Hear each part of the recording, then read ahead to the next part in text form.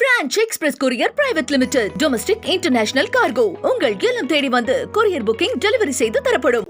Doctor Sreevarma ஆயுள் தரும் ஆயுர்வேதா. அறுவை சிகிச்சை இல்லா குணம், ஆயுள் கால நிவாரணம்.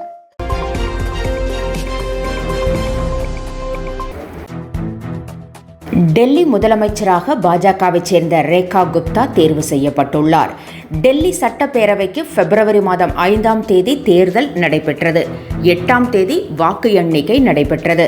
இதில் பாஜக 48 இடங்களில் வென்று அறுதி பெரும்பான்மை பெற்று ஆட்சியை கைப்பற்றியது. 27 ஆண்டுகளுக்கு பிறகு டெல்லியில் பாஜக மீண்டும் ஆட்சி அமைக்கிறது. இந்நிலையில் முதலமைச்சர் யார் என்பதில் பாஜக கட்சியில் இழுபறி நிலவியது. நேற்று நடைபெற்ற எம்எல்ஏக்கள் கூட்டத்தில் அக்கட்சியைச் சேர்ந்த ரேகா குப்தா தேர்வு செய்யப்பட்டார்.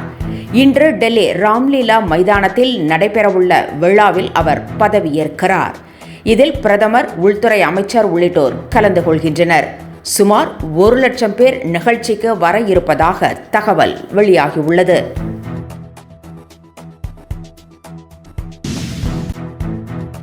பாஜகவில் நிலவி வந்த கடும் போட்டிக்கு இடையே 50 வயதான ரேகா குப்தா தேர்வு செய்யப்பட்டுள்ளார். அவர் இன்று முதலமைச்சராக பதவியேற்கிறார். ஷாலிமார் பாக் தொகுதியில் போட்டியிட்ட அவர் ஆம் ஆத்மி வேட்பாளர் வந்தனா குமாரியை 30,000 வாக்குகள் வித்தியாசத்தில் தோற்கடித்தார். கல்லூரி பருவத்தில் இருந்தே அரசியலில் ஈடுபட்ட ரேகா குப்தா டெல்லி பல்கலைக்கழக மாணவர் சங்க நிர்வாகி தேர்தலிலும் வெற்றி பெற்றார். 3 முறை கவுன்சிலராக இருந்திருக்கிறார். தற்போது டெல்லியில் 4வது பெண் முதலமைச்சர் இவர் என்பது குறிப்பிடத்தக்கது.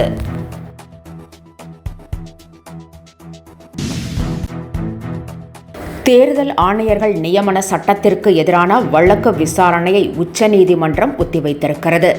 தேர்தல் ஆணையர்களை நியமிக்கும் சட்ட திருத்தத்தை மத்திய அரசு கொண்டு வந்ததற்கு எதிராக உச்சநீதிமன்றத்தில் வழக்கு தொடரப்பட்டுள்ளது. இந்த வழக்கு விசாரணையின் போது புதிய சட்டம் நிறைவேற்றும் வரை தேர்தல் ஆணையர்களை உச்சநீதிமன்ற தலைமை நீதிபதி உள்ளடக்கிய தேர்வுக்குழு தேர்வு செய்ய வேண்டும் என உத்தரவு பிறப்பிக்கப்பட்டுள்ளது. ஆனால் புதிய தேர்தல் ஆணையராக ஞானேஷ்குமார் மத்திய அரசால் நியமிக்கப்பட்டு பதவியேற்றுக் கொண்டார். இந்நிலையில் தேர்தல் ஆணையர் நியமன சட்டத்திற்கு எதிரான வழக்கு நேற்று விசாரணைக்கு வந்தது. அப்பொழுது வழக்கை தொடர்ந்த காங்கிரஸ் கட்சியைச் சேர்ந்த ஜெயா தாக்கூர் மற்றும் அரசு தரப்பு வாதங்கள் முன்வைக்கப்பட்டன. வாதங்களை கேட்ட நீதிபதிகள் விசாரணையை ஒத்திவைத்தனர்.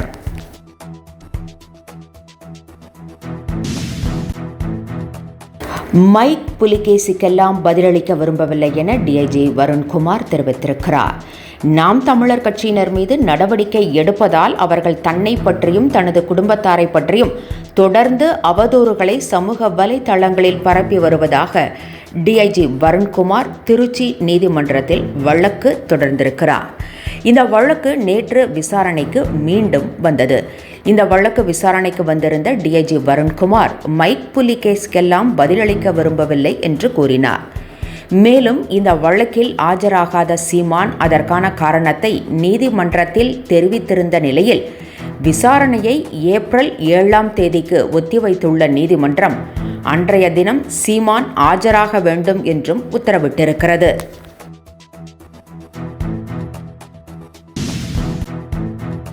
PM ஸ்ரீ பள்ளிகளுக்கு முழு நிதியையும் மத்திய அரசு வழங்குவதாக அண்ணாமலை தெரிவித்திருந்த கருத்து தவறானது என தமிழக அரசு விளக்கம் அளித்திருக்கிறது. இந்த திட்டத்தின் கீழ் 16,000 பள்ளிகள் தேர்ந்தெடுக்கப்படும் என்றும் அண்ணாமலை தெரிவித்திருந்தார். இந்த கருத்தை மறுத்துள்ள தமிழக அரசு PM ஸ்ரீ நிதி முழுவதையுமே மத்திய அரசு வழங்குவதில்லை என்றும் 60% மத்திய அரசும் 40% மாநில அரசும் பங்களிப்பில் இத்திட்டம் உருவாக்கப்பட்டது என்றும் தெரிவித்திருக்கிறது. அதிலும் மத்திய அரசின் பங்கு 5 வருடங்களுக்கு மட்டுமே கிடைக்கும். அதன் பின்னர் அந்த பள்ளிகளின் முழு செலவையும் மாநில அரசே ஏற்க வேண்டி இருக்கும் என்றும் விளக்கமளிக்கப்பட்டிருக்கிறது.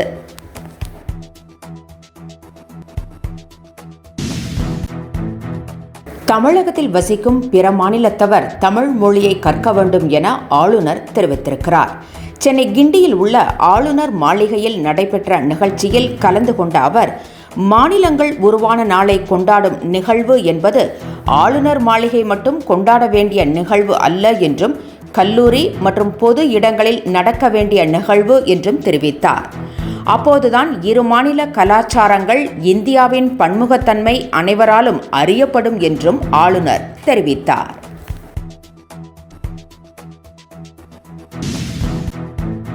இரண்டாயிரத்து 26ஆம் ஆண்டு திமுக ஆட்சி அகற்றப்படாவிட்டால் தமிழகத்தை ஆண்டவனாலும் காப்பாற்ற முடியாது என அண்ணாமலை காட்டமாக தெரிவித்திருக்கிறார். துணை முதலமைச்சர் உதயநிதி ஸ்டாலின் இனி பிரதமரை விமர்சித்து பார்க்கட்டும் என்றும் அவர் எச்சரித்துள்ளார்.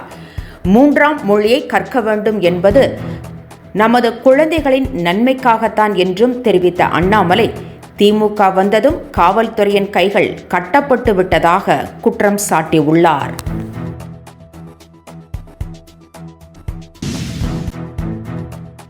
பட்ஜெட்டில் மட்டுமல்ல, வேறு எந்த திட்டங்களுக்கும் மத்திய அரசு தமிழகத்திற்கு நிதி ஒதுக்குவது இல்லை என உதயநிதி ஸ்டாலின் குற்றம் சாட்டியுள்ளார். செய்தியாளர்களிடம் பேசிய அவர், பேரிடர் மேலாண்மை திட்டத்திற்கு எவ்வளவு நிதி கேட்கப்பட்டது, மத்திய அரசு எவ்வளவு கொடுத்தது என்று கேள்வி எழுப்பினார். இதேபோல தமிழகத்தின் முக்கிய திட்டங்கள் எதற்குமே மத்திய அரசு நிதி ஒதுக்கவில்லை என துணை முதலமைச்சர் உதயநிதி ஸ்டாலின் குற்றம் சாட்டியுள்ளார்.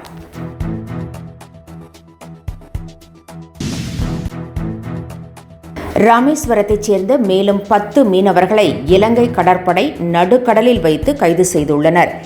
இலங்கை கடல் எல்லையில் மீன் பிடித்ததாக கூறி 3 விசை படகுகளையும் அவர்கள் பறிமுதல் செய்துள்ளனர். 10 மீனவர்களையும் காங்கேசன் துறைமுகத்திற்கு அழைத்துச் சென்று விசாரணை நடத்தப்படுவதாக தகவல் வெளியாகியுள்ளது. எல்லை தாண்டி மீன் பிடித்ததாக அண்மையில் ராமேஸ்வரம் மீனவர்கள் 14 பேரை இலங்கை கடற்படை ஏற்கனவே கைது செய்திருந்தது. ஊதிய உயர்வு உள்ளிட்ட கோரிக்கைகளை வலியுறுத்தி அரசுடன் நடைபெற்று வரும் பேச்சுவார்த்தையில் உடன்பாடு எட்டப்படாததால் அண்ணா தொழிற்சங்கம் உள்ளிட்ட 22 போக்குவரத்து கழக ஊழியர் தொழிற்சங்கங்கள் வேலைநிறுத்த போராட்டத்திற்கு இன்று அழைப்பு விடுத்துள்ளன. எனவே எந்த நேரத்திலும் வேலை நிறுத்தம் தொடங்கும் என்று எதிர்பார்க்கப்படுகிறது.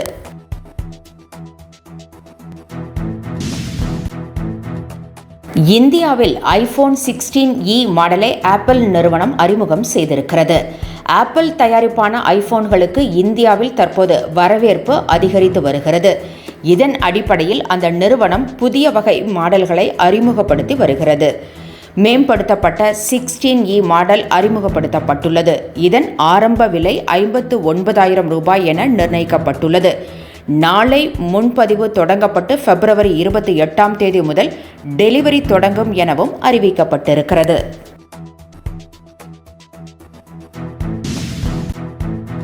நடிகர் பிரபுதேவா சென்னையில் நடைபெறும் லைவ் டான்ஸ் ஷோவில் முதன்முறையாக பங்கேற்கிறார். வரும் 22ஆம் தேதி இந்த நிகழ்ச்சி நடைபெறுகிறது. இதற்காக YMCAவில் பிரம்மாண்ட ஏற்பாடுகள் செய்யப்பட்டுள்ளன. தமிழ் நடிகர்களில் முன்னணி நடிகராக இருக்கும் பிரபுதேவா நடனத்திலும் ஜாம்பவானாக உள்ளார். அவருக்கு லட்சோப லட்சம் ரசிகர்கள் உள்ளனர்.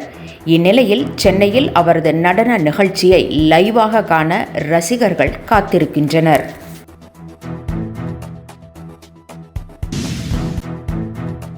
சாம்பியன்ஸ் டிராபி கிரிக்கெட் தொடரின் முதல் ஆட்டத்தில் நியூசிலாந்து அணி அபார வெற்றி பெற்றது.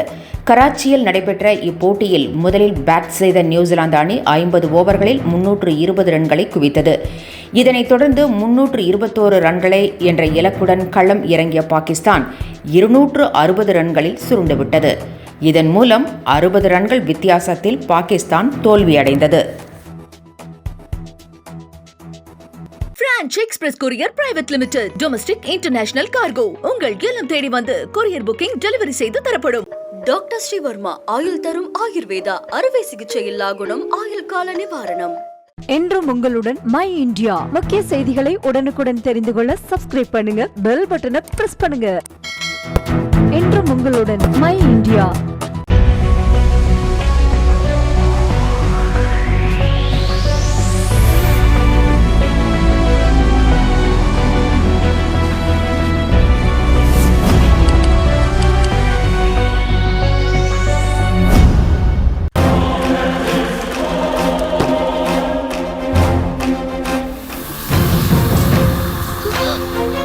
தமிழ்நாடு காவல்துறையை ரொம்ப குறைவா மதிப்பிடுறீங்க மிஸ்டர் நிவாஸ். லஞ்சம் தவிர்த்து நெஞ்சம் நிமிர்த்தி வாழ்ற போலீஸ்காரங்க தமிழ்நாடு காவல்துறை.